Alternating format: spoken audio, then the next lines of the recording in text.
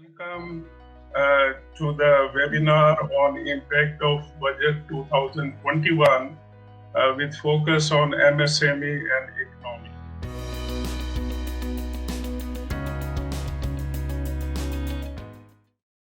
I am Dr.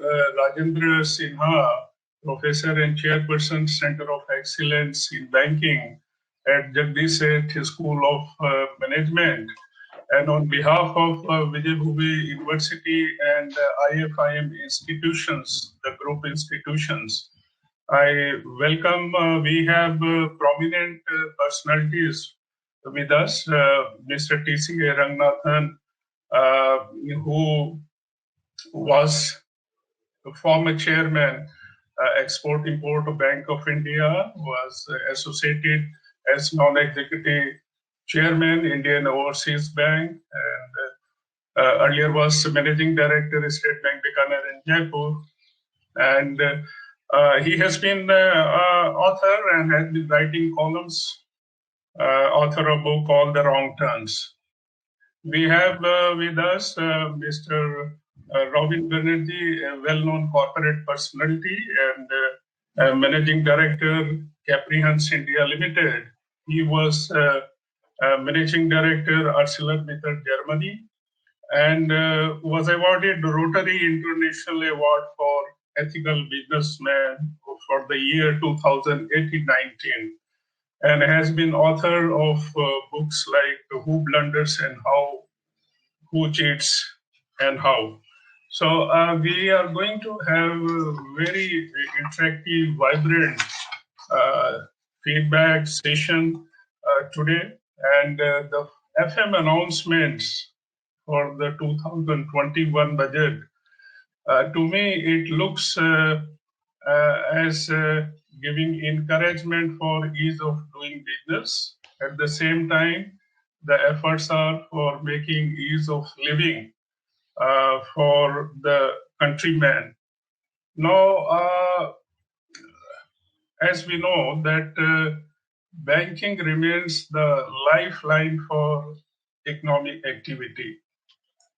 So let us try to understand from Mr. Ranganathan the various initiatives, the announcements by Finance Minister relating to banking and finance area. Now, Mr. Ranganathan, sir, welcome. And overall lending has slowed down to say 3.2% this financial year, and the previous financial year also relatively the slow was there in lending by banks. Now the various measures which Finance Minister has announced in this budget, are they adequately addressing for giving a boost for the beneficiaries, for the borrowers also, for the corporates, MSMEs to take loan, has been towards activating their activities in a better way, and providing comfort for the banks also. What are your thoughts on this?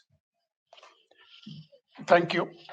You see, if we start with the budget as a concept, I think it was a very good budget, but all budgets, regardless of origin, have one limitation, that the level of discretion available to a single finance minister is very little. It's only about 5 to 10%.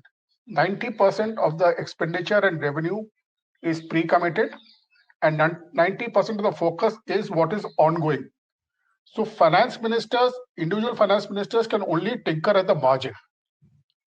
This budget, the finance minister has put a very strong emphasis on infrastructure and infrastructural development, which I think is a very strong positive. And in years to come, if it is followed through consistently, it will have a very significant impact on the quality of development and level of development. Insofar as your specific question is concerned about a low rate of credit growth of 3.2% and whether the budget has done enough, I would like to distinguish here on two aspects. What is the role of a bank and what is the role of a banking system? And when do these two operate differently? A bank is an institution by itself, and whether it lends or does not lend is based on a number of factors relating to its balance sheet or to its management quality or management sense. A banking system is different. Banking system is a full, it's like a entity by itself.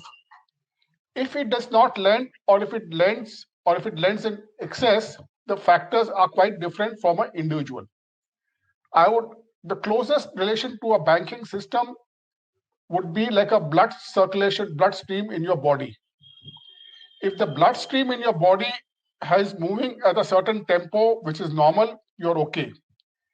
If the tempo comes down, you're not well. If the tempo goes up, you're not well. But the blood circulation speed and frequency depends not on the volume of blood or the type of blood, but of things which are impacting the body.